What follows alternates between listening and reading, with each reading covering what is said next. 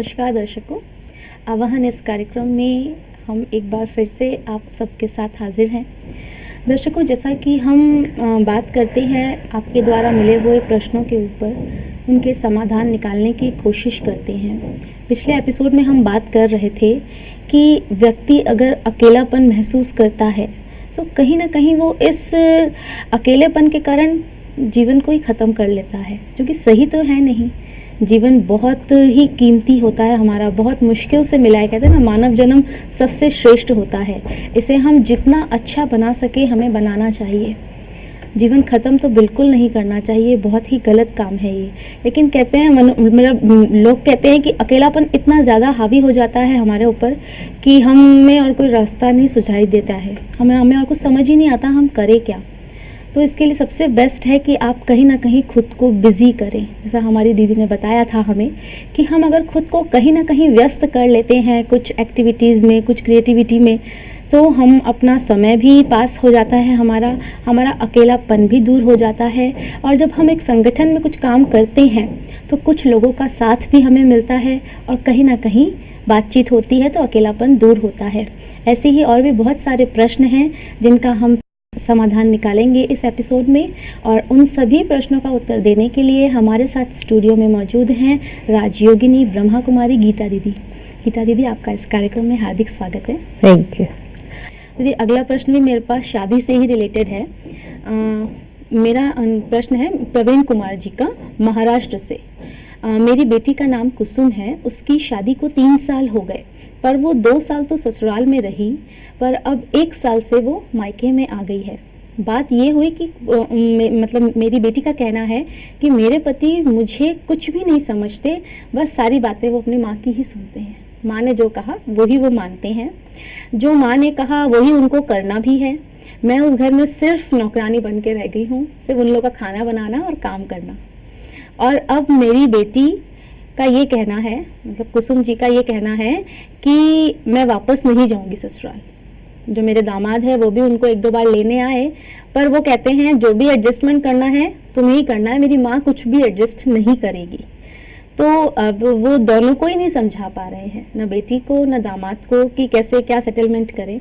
तो उनका यही पूछना है कि मैं क्या करूं जिससे वो दोनों समझे और वापस से साथ में रहें। आजकल ये हर घर में शादीशुदा नए परिवारों के अंदर इस प्रकार की बातें आती रहती है जी। अब बेटी को हम ये कहना चाहेंगे कि वे पति उनकी माँ के कहने अनुसार ही करता है। हाँ। वो उनको तो सिर्फ काम करना होता है। तो थोड़ा एक तो अपना दृष्टिकोण हम बदलें कि अगर पति उनकी माँ के कहने अनुसार करता है और वो सही है तो करने में हमें प्रॉब्लम नहीं आनी चाहिए, क्योंकि वो कहे कि आप कहें, बात अगर राइट है, कोई भी कहे, उसको करने में हमें खुशी होनी चाहिए। आखिर पति की माँ आपकी अपनी ही माँ है। अब आपके लिए वही घर है, वही परिवार अपना है, वहीं रहना जीना है, तो उनको अलग हम क्यों समझें। अगर वो जो कह रही है वो सही है, उसमें घर का भी कल्याण है, पति का भी, आपका भी, सबका उसमें भला है, तो उसको अलग ना समझे, अपना ही समझ करके प्यार से उसको फॉलो करें। और दूसरी बात कि आपकी और सास के बीच में पति को बार बार क्यों लाया जाए। सारा दिन तो पति घर में होता नहीं है, पति तो अपने धंधे में जाता होगा, नौकरी में जाता होगा, घर में तो आप दोनों रहते हैं, तो क्यों नहीं अपनापन बना करके उसके प्रति अपनी भावना अच्छी रख कर आप दोनों ही आपस में बातचीत करके कार्य अच्छे से करिए। उनकी कोई राय नहीं पसंद आती है तो आप अपना विचार बताइए, है ना। तो 1 बार 2 बार 3 बार ना करेगी, अच्छी बात तो हर कोई मानेगा, तो पति को बीच में न लाएं, क्योंकि उनके लिए एक मुसीबत हो जाती है कि माँ का माने या पत्नी का माने, किसका माने, उसमें वो मूंझ जाते हैं। हाँ, अगर पति गलत बात होते हुए आपकी उसमें रुचि नहीं है, आप अपना उस बात से कन्विंस नहीं हो रहे हैं, तो पति का फर्ज है कि उस समय सिर्फ माँ की बात के प्रभाव में न रहकर वो बात पत्नी को भी कन्विंस हो, उनका भी लॉजिकली मन स्वीकार करे, उसका प्रयास करे, वो न कि सिर्फ वो थोप दे कि तुमको ही एडजस्ट करना है। नहीं, आखिर पत्नी भी एक हस्ती है, उसका भी अपना एक महत्व है, परिवार में उनका स्थान है। तो हम ऐसे नहीं कह सकते हैं कि जो पत्नी कहेगी वही मैं करूँगा या जो माँ कहेगी वही मैं करूँगा। नहीं, माँ का अपना स्थान है, पत्नी का अपना स्थान है, जो सही है, शुभ है, कल्याणकारी है, सबका भला है, वास्तविक है, ऐसी जिसकी भी बात हो उस अनुसार करना चाहिए। और पति माँ को भी तो समझा सकता है, ऐसे थोड़ी है कि माँ को नहीं कह सकते। कह तो सकते हैं, लेकिन बात ये आती है ना कि वो बड़ी हैं, तो उन्हें हम अगर कुछ कहा जाए तो फिर वो उल्टा रिएक्शन हो जाता है। नहीं नहीं, बड़े हैं इसका अर्थ ये थोड़ी कि परफेक्ट है हर बात में। हाँ, बड़े हैं, चलो अपनी आयु से बड़े हैं, अनुभव से बड़े हैं, अपने समय और जमाने के अनुभव उसके पास है, घर में उनका स्थान बड़ा है, उस हिसाब से बेशक रिस्पेक्ट दिया जाए। पर हम ऐसा डोमिनेट तो नहीं कर सकते कि मैं कहूँ वही किया जाए। इसका मतलब हम दूसरों को हे नजर से देखते हैं, हीन भाव से देखते हैं। क्या घर में जो बहू आई है वो कोई महत्व की नहीं है क्या? तो माँ को भी समझना होगा, पति को भी समझना होगा और पत्नी को भी समझना होगा। तीनों तरफ से प्रयास किया जाए तो क्यों नहीं हम आपस में मिलकर खुशी से जी सकते हैं। और पति का रोल बड़ा क्रुशियल है, दो के बीच में वो है, इसलिए उनका विवेक इतना स्पष्ट रहना चाहिए और उनका डिसीजन इतना एक्यूरेट होना चाहिए ताकि पत्नी को भी वो खुश रख सके, माँ को भी खुश रख सके। दोनों में से एक भी बात अगर ज्यादा गलत है, वास्तविक नहीं है, विवेकपूर्ण नहीं है, तो हम उचित भाषा में सम्मान के साथ समझा सकते हैं ना। तो वो अगर पति करें तो अच्छा हो जाएगा।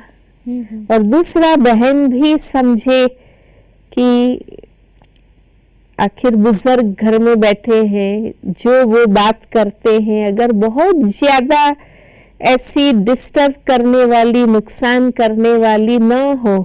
समझो ये लैपटॉप है, अब इसको आप ऐसे भी रख सकते हैं, मैं कहूंगी थोड़ा इधर करो, आप कहेंगे थोड़ा उधर करो, पर दो के बीच में कहीं तो वो रेखा आती है जहां मिलके उसको हम सेट कर सकते हैं और वो यथार्थ हो। बिल्कुल, है ना। कई बार दोनों बातें राइट होती है, समझो जी, तो कोई एक ही चुना जाएगा। हाँ। तो ठीक है ना, कोई बात राइट है ना, आपका कहा हुआ चुना जाए या मेरा कहा हुआ चुना जाए। तो ना तो बहन को अपने ओपिनियन से, अपनी प्लानिंग से, अपने आइडिया से अटैचमेंट होना चाहिए, ना कि सास को भी होना चाहिए। लक्ष्य ये होना चाहिए, परिवार का मतलब ही है कि हमें एक दो को समझना और एडजस्ट होकर के चलना, ये बहुत जरूरी है। इसलिए भाई साहब अपनी बेटी और दामाद के लिए पूछ रहे हैं, तो अगर बेटी 1 साल से घर में है जी, तो उसी के बीच में ही 1 साल भी क्यों होने दिया, तुरंत ही उसको बुला करके व्यक्तिगत रूप से भाई खुद भी बात करें अपने दामाद के साथ जी, और उनको समझाएं, अपने अनुभव से बताएं जी, है ना, ताकि दोनों तरफ से प्रयास किया जाए। और दूसरा, भाई साहब को बुद्धि में ये नहीं होना चाहिए। कई बार मूंज इसलिए ज्यादा होती है क्योंकि बेटी यहाँ घर में है। अक्सर हाँ, हम समझते हैं कि बस बेटी तो ससुराल में ही होनी चाहिए। बेटी आई घर में, माना थोड़ा सा मन में मैं समझती हूँ कि ज्यादा बोझ भी समझा जाता है, इसलिए मूंज हो रही है। लेकिन अगर अपनी बेटी से प्यार है तो एक तो भारी ना हो, बोझिल ना हो, उसके लिए उनका दृष्टिकोण अपनेपन का रहे, और फिर वो बेटी को भी समझाए, दामाद को भी समझाए, और व्यक्तिगत रूप से वो अपने दामाद की माँ से भी मिल सकते हैं। हर प्रकार से प्रयास किया जाए तो इतनी कोई बात है नहीं। है हाँ। नहीं। लेकिन दीदी वो ऐसा होता है ना कि छोटी छोटी बातें ही अगर समय पे उनको खत्म ना किया जाए तो वो कब बड़ा रूप ले ले हम नहीं समझ पाते क्योंकि हम बातों को मन में भरते जाते हैं। हाँ, जीवन है माना, बातें तो होनी है ना? बिल्कुल। उन बातों को हमें सहना भी होगा, उनको हमें समाना भी होगा, उनको पार भी करना होगा। जी बिल्कुल। अगर यही बातें मन में भरते रहेंगे तो हम आपस में जी नहीं सकते हैं। हमें दिल को भी विशाल करना होगा ताकि इन बातों को हम समझ सके, और थोड़ा अपने आप में परिपक्वता, गंभीरता हो, मैच्योरिटी हो, ताकि हम जीवन को ऐसा कोई खेल ना समझे कि बनाया, शुरू भी किया और खत्म कर दे। नहीं, हम जीवन की वास्तविकता को समझ करके थोड़ा गंभीरता से इन बातों को सोच करके आगे बढ़ेंगे जी तो हर बात का समाधान मिल सकता है। दीदी, आप आध्यात्मिकता से जुड़े हैं तो एक प्रश्न जैसा आपने जवाब दिया उसी के अनुसार मेरे मन में आया कि जैसा आपने कहा कि कुछ बातें सास समझे, कुछ बहू समझे, दोनों अपने विचार रखें एक दूसरे के सामने। अगर कहीं भी विचारों में अब दो विचार है, माना तो एक ही जाएगा, लेकिन कई बार दीदी ऐसा होता है कि मान लीजिए सास ने कुछ कहा, बहू ने भी अपना विचार रखा, लेकिन अब ये बात आ जाती है, सास को समझ में आ रहा है कि बहू का विचार मेरे विचार से ज़्यादा उत्तम है, अगर वो करते हैं तो हमें ज़्यादा लाभ होगा या ज़्यादा अच्छा रहेगा, लेकिन चूंकि मैं बड़ी हूँ, मैंने बोल दिया। या कई बार बहू भी ऐसा सोच लेती है कि अब ये तो बुजुर्ग हो गई, ये तो आज के बारे में ज्यादा कुछ जानती नहीं है, मैं समझदार हूँ, मैं आज के युग की हूँ। तो कहीं ना कहीं देखिए कि ईगो आ जाता है। तो अगर हम ये चाहें स्पिरिचुअलिटी के उससे कि हमें किस तरह इसको हम कम करें या क्या सॉल्यूशन लाए, तो उसके लिए आप क्या बोलेंगे? देखो, ये ईगो हमें ही नुकसान कर रहा है, तो इस ईगो से फायदा क्या है? एक तो हम ये महसूस करें कि इस प्रकार का अभिमान अगर हम रखते हैं रिलेशन के हिसाब से कि मैं सास हूँ या ससुर हूँ या पति हूँ, इस प्रकार का अभिमान हम रखें तो उससे फायदा क्या है? इससे तो हमारा ही घर में कटुता आ रही है, हमारे ही संबंध बिगड़ रहे हैं। तो हमें ऐसे अभिमान रखने से कोई फायदा नहीं है, ये हम रियलाइज करें, महसूस करें।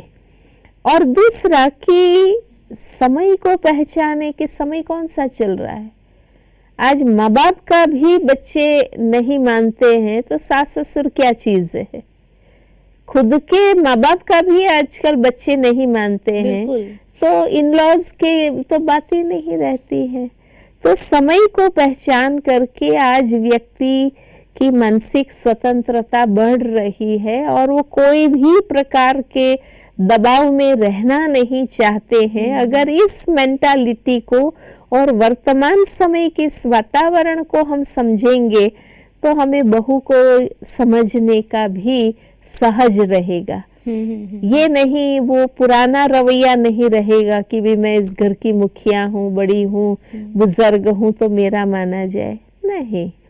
दूसरा, ये आपका एक रोल है इस विश्व नाटक में। आज आप एक सास का रोल प्ले कर रही है, कल आप इसी घर में बच्चा बन के भी आ सकती है, पूर्व जन्म में आप इनकी मित्र भी हो सकती। माना कोई भी रोल इंसान का होता है तो आप अपने रोल समझ कर प्ले करिए।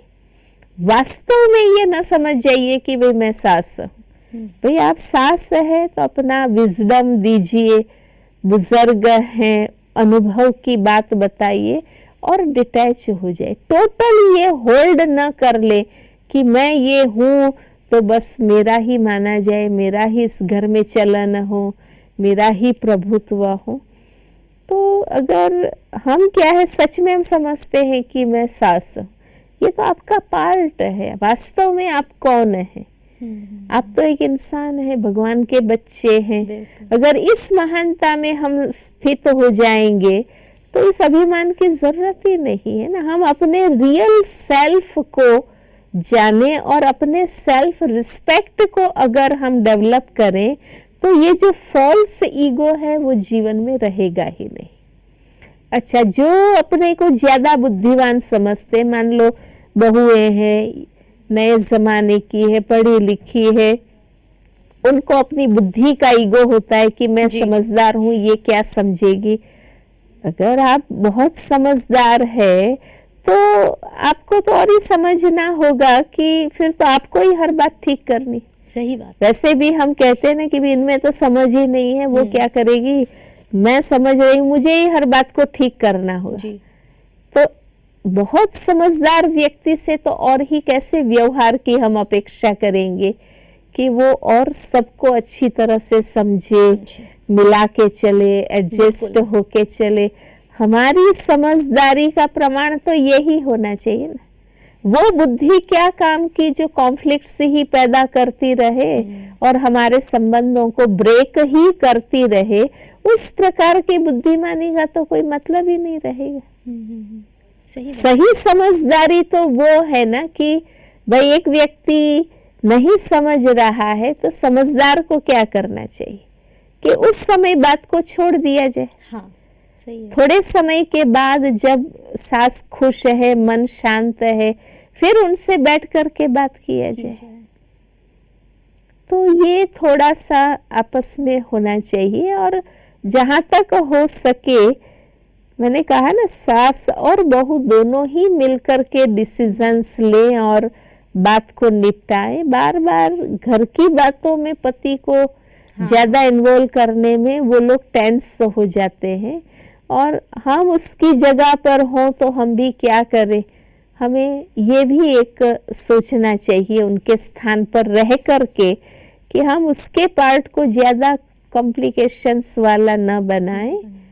थोड़ा घर का माहौल जितना रिलैक्स रहे उतना अच्छा।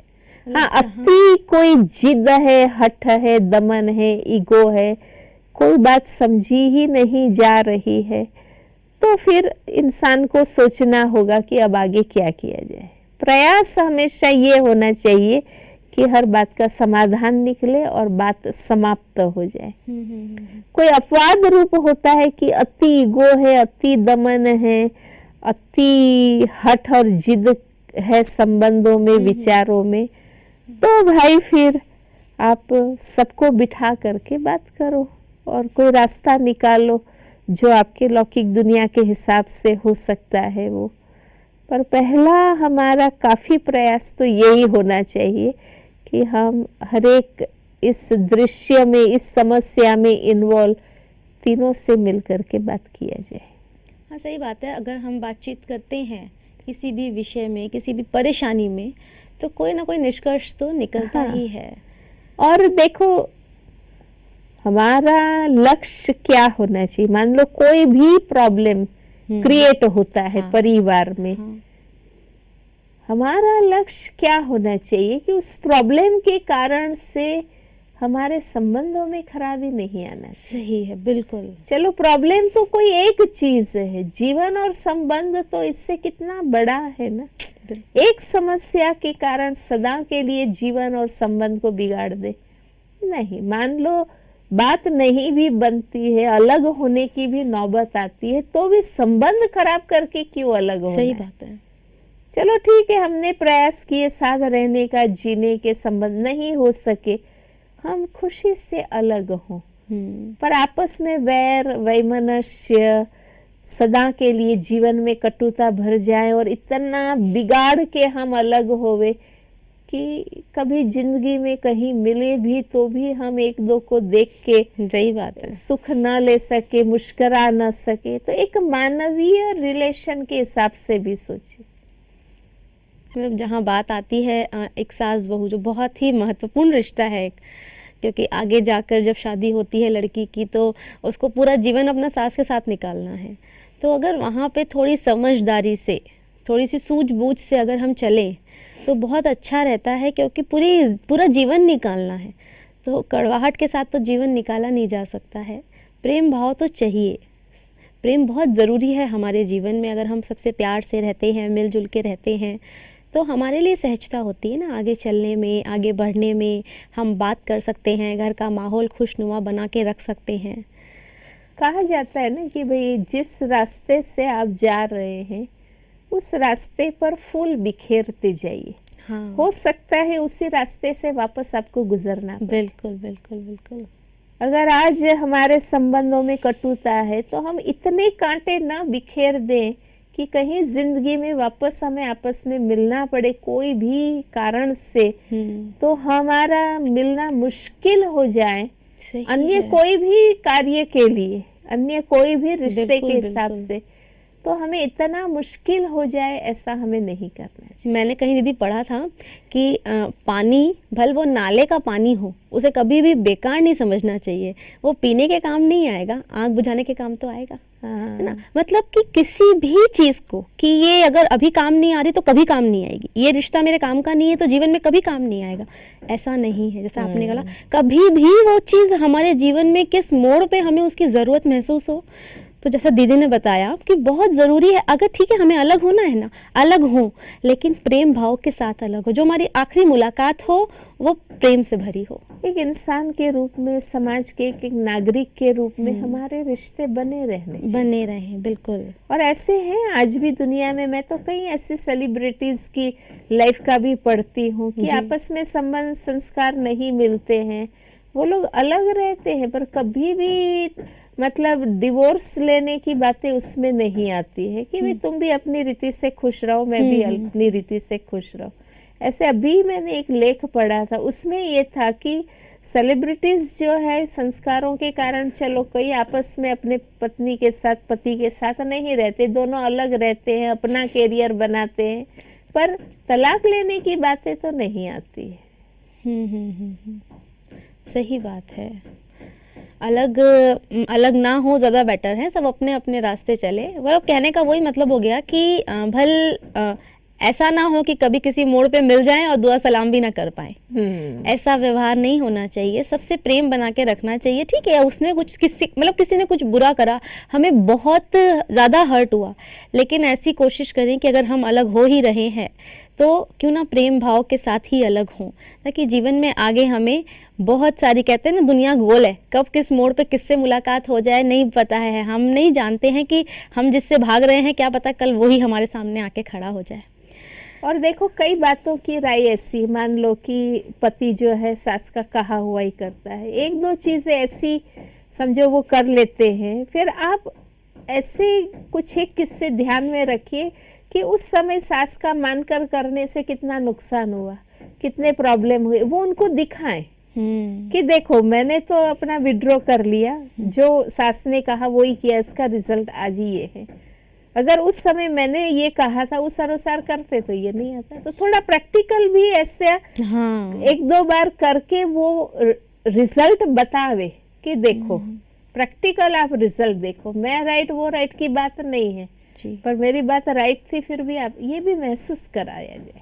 मतलब इस जगह मैं प्रवीण कुमार जी से यही कहना चाहूँगी कि जैसा कि दीदी ने बताया, ये समस्या ऐसी है जो कि बहुत घरों में देखने में आती है कि नहीं बन पा रही है बेटी की ससुराल में, और ये थोड़ा सा तो चिंता का विषय होता है कि आज बेटी यहाँ पर है, आगे क्या होगा उसका।